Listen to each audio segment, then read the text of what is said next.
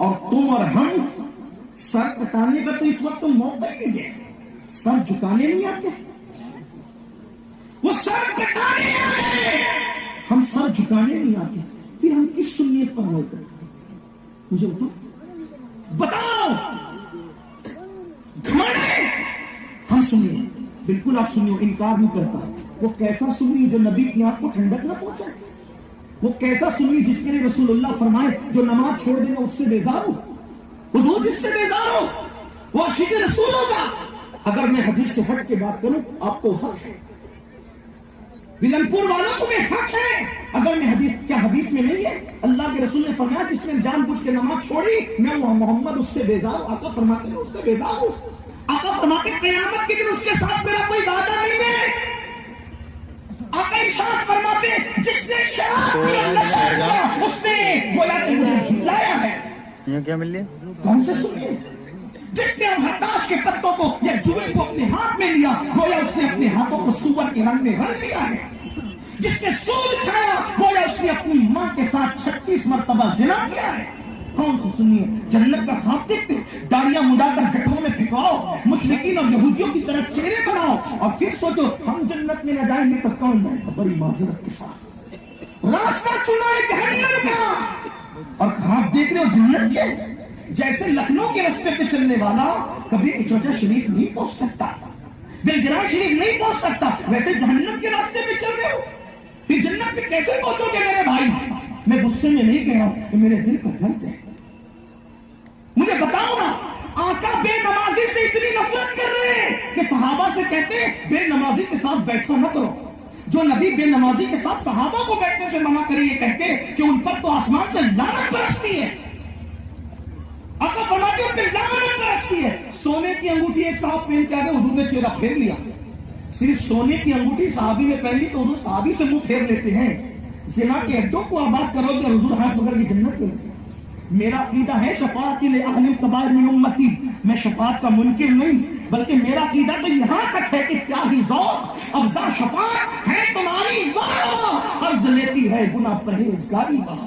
میرے عزیزوں بتاؤ, میں اپنی بہنوں سے بھی پوچھتا ہوں, بتاؤ میری بہنوں, جب جہنم میں سب سے ہلکا عذاب یہ ہے کہ پیروں میں آگ کی جوتیاں پہنائی جائے گی.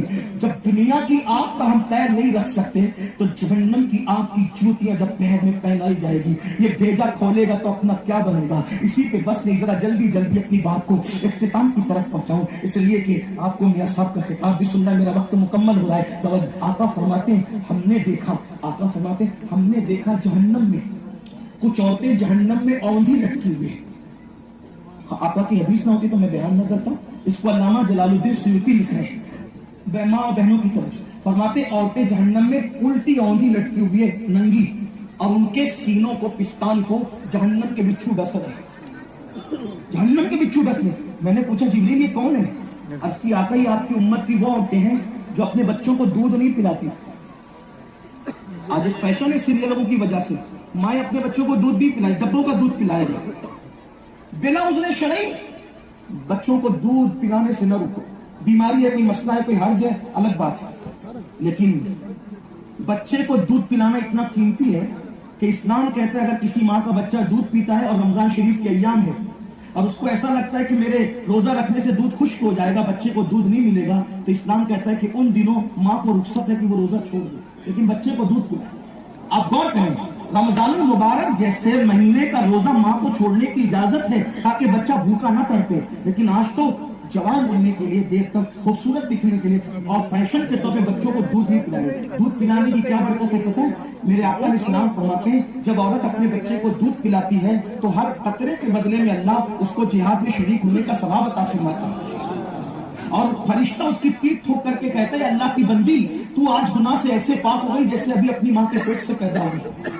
آپ کیا سمجھتے ہیں دودھ پلانے کی برکت؟ اور آپ تو سائنس بھی کہہ رہی ہے جو مائیں اپنے بچوں کو دودھ نہیں پلاتی ان کو سینے کا کینسر ہونے کا خطرہ ہے. سینے کا کینسر آج اس لیے بڑھ گیا کہ مائیں بچوں کو دودھ نہیں پلا رہی. اور میری بہنوں سے کہتا ہوں برا نہ ماننا, یہ ڈبے کے دودھ پلانے سے بھوک تو ختم ہو سکتی ہے, لیکن مقصد بھوک ختم کرنا نہیں ہے, बल्कि दूध पिलाने का मकसद यह है कि माँ अपने सीने का जब बच्चे के सीने में मुंतकिल करती है तो सिर्फ पेट नहीं भरती, उसके सीने में जो कलमे की बरकत है वो भी मुंतकिल करती है, उसके सीने में जो अल्लाह का खौफ है वो भी मुंतकिल करती है, उसके सीने में जो इश्क रसूल है वो भी मुंतकिल करती है। बात खत्म करने लगा हूँ, बात बहुत ज़हन में आती है लेकिन बात खत्म करने लगा हूँ, तवज्जो करना।